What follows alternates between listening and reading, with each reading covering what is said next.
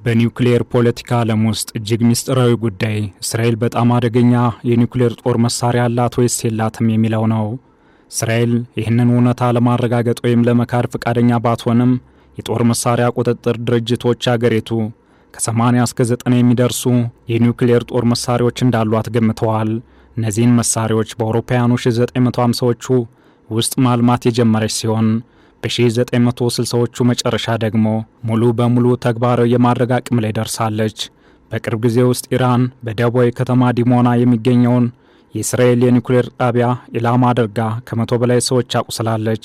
የዓለም አቀፉ የአቶሚክ ኢነርጂ ኤጀንሲ የኒውክሌር አደጋ እንዳይከሰት ለመከላከል እፎይታ እንዲደረግ ጥሪ አቅርበዋል። ነገር ግን እስራኤል የኢራንን የኒውክሌር ፕሮግራም ማጥፋት ትፈልጋለች። እስራኤልን በመካከለኛው ምስራቅ ጦርነት ውስጥ ቁልፍ ተዋናይ ያደረጋትም ኢራን የኒውክሌር ጦር መሳሪያ እንዳትታጠቅ ለመከላከል ነው። ይህ በጣም አደገኛ ከሆኑ ሁኔታዎች መካከል አንዱ ነው። እስራኤል በኢራን የኒውክሌር ጣቢያዎች ላይ ጥቃት መሰንዘሯን ልትቀጥል ትችላለች። ኢራን ደግሞ በቀጥታ ወይም በአጋሮቿ በኩል የበቀል እርምጃ እንድትወስድ ያስገድዳታል። እነዚህ ሁኔታዎች አሁንም ለዓለም ደህንነት ስጋት መሆናቸውን ቀጥለዋል። ይህንና ተያያዥ ጉዳዮችን በዓለም አቀፍ ትንታኔ ዘገባችን እንመለከተዋለን። አበረ ስሜነ ነኝ።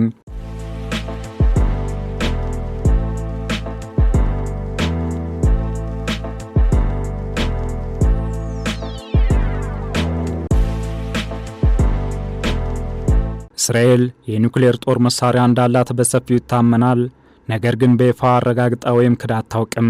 ይህ ፖሊሲ የኒውክሌር አሻሚነት በመባል ይታወቃል። እናም የኒውክሌር ጦር መሳሪያ እንዳላት የሚያመላክቱ ብዙ ማስረጃዎች አሉ። በአውሮፓውያኑ 1963 የመከላከያ ሚኒስትር የነበሩት ሺሞን ፔሬስ እስራኤል ለመካከለኛው ምስራቅ የኒውክሌር መሳሪያዎችን በማስተዋወቅ የመጀመሪያዋ እንዳልሆነ ተናግረዋል።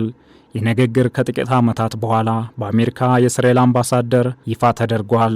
ይህም ብቻ ሳይሆን በርካታ የስለላ ዘገባዎች፣ የስለላ ሪፖርቶችና የሳተላይት ምስሎች የእስራኤልን የኒውክሌር ፕሮግራም ስፋትና አቅም ያረጋግጣሉ። በቅርቡ ደግሞ የቀኝ ዘመም ሚኒስትር የነበሩት አሚካኤል ኤላሁ በጋዛ የኒውክሌር ጦር መሳሪያዎችን ስለመጠቀም ሐሳብ አቅርበዋል። ይህም የእስራኤልን የኒውክሌር መታጠቅ ጉዳይ ይፋዊ ባልሆነ መንገድ እውቅና መስጠት ነው።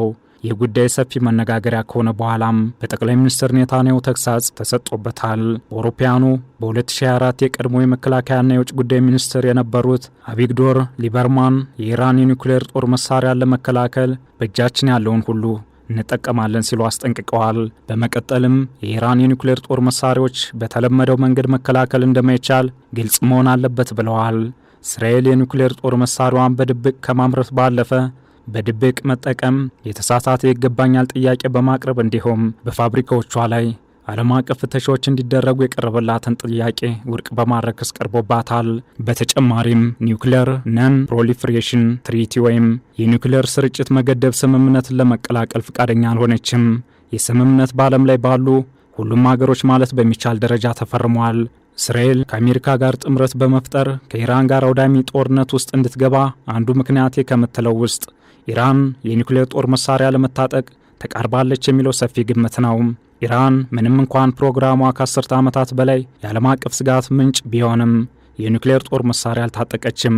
በ2015 የኢራን የኒውክሌር ስምምነት በመባል የሚታወቀውን ከአሜሪካ፣ ሩሲያ፣ ቻይና፣ ፈረንሳይ፣ እንግሊዝና ጀርመን ጋር የጋራ አጠቃላይ የድርጊት መርሃ ግብር ስምምነት ተፈራርማለች። ይህ ስምምነት በኒውክሌር ፕሮግራሟ ላይ ገደቦችን በመጣል የማዕቀብ እፎይታ እንድታገኝ አስችሏታል። ስምምነቱ በዓለም አቀፍ የአቶሚክ ኢነርጂ ኤጀንሲ ተቆጣጣሪዎች የተደረጉ ፍተሻዎችን ያካትታል። ያም ቢሆን ግን ትራምፕ ስምምነቱን በ2018 ውድቅ አድርገውታል። ከዚያን ጊዜ ጀምሮ ኢራን ለኢነርጂ ፕሮግራሟ ከሚያስፈልገው በላይ ዩራኒየም አበልጽጋለች። ባለፈው ዓመት ዓለም አቀፉ የአቶሚክ ኢነርጂ ኤጀንሲ ኢራን ስለ ፕሮግራሟ ሙሉ መረጃ ባለመስጠቷ የኒውክሌር መስፋፋት ግዴታዎቿን አላከበረችም ሲል ከሷል። ነገር ግን የአሁኑ ጦርነት ከተጀመረበት ጊዜ ጀምሮ የአሜሪካና የዓለም አቀፍ ባለስልጣናት ኢራን የኒውክሌር ጦር መሳሪያ ለማልማት እንዳልቀረበችና ለአሜሪካም ሆነ ለእስራኤል የኒውክሌር ስጋት እንዳልሆነች አረጋግጠዋል። በአንጻሩ እስራኤል ኢራን የኒውክሌር ጦር መሳሪያ ለመታጠቅ ሳምንታት ብቻ እንደቀራት ትገልጻለች።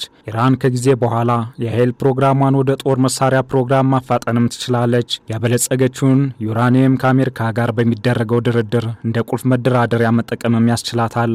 በተለይም የኢራን የኒውክሌር ፕሮግራም ጉዳይ መሰረታዊ ጥያቄ እንዳስነሳ ቀጥሏል። ጥያቄው የኒውክሌር ጦር መሳሪያ ማን ሊገነባ እንደሚችልና እንደማይችል የተቀመጡ መመዘኛዎች መቼ መልስ ያገኛሉ የሚለው ነው። ይህ ጥያቄ አሁን ባለው የኒውክሌር ፖለቲካ ዓለም ውስጥ መፈታት የሚችል አይመስልም። የእስራኤል የኒውክሌር ጦር መሳሪያ በምዕራባውያን ዘንድ በድብቅ ተቀባይነት አግኝቷል። ይህም ለኒውክሌር ጦር መሳሪያዎች ደጋፊዎችና ነቃፊዎች እንዳሉ ያሳያል። ነገር ግን ይህ ጉዳይ አደገኛ ነው። አደገኛነቱ ያለው ለበርካታ ዓመታት በጠላትነት በሚተያዩት እስራኤልና ኢራን መካከል ሚዛናዊነትን የተከተለ የኒውክሌር ቁጥጥር አለመኖሩ ላይ ነው። የአውስትራሊያ የካምቤራ ኮሚሽን በአውሮፓውያኑ 1996 እንዳመለከተው ማንኛውም ሀገር የኒውክሌር ጦር መሳሪያ እስካለው ድረስ ሌሎች ሀገሮችም እንዲሁ ይፈልጋሉ። በርካታ ሀገሮች በአውሮፓውያኑ በ2017 የተባበሩት መንግስታት የኒውክሌር ጦር መሳሪያዎች ክልከላ ስምምነትን ለማጽደቅ ድምፅ የሰጡበት አንዱ ምክንያት ነው። የስምምነቱ ዓላማ በዓለም አቀፍ የሰብአዊ ሕግ መሰረት ለአንዳንዶች ብቻ ሳይሆን ለሁሉም ሀገሮች የኒውክሌር ጦር መሳሪያዎችን መያዝ፣ ማስፈራራትና መጠቀምን ህገወጥ ማድረግ ነው።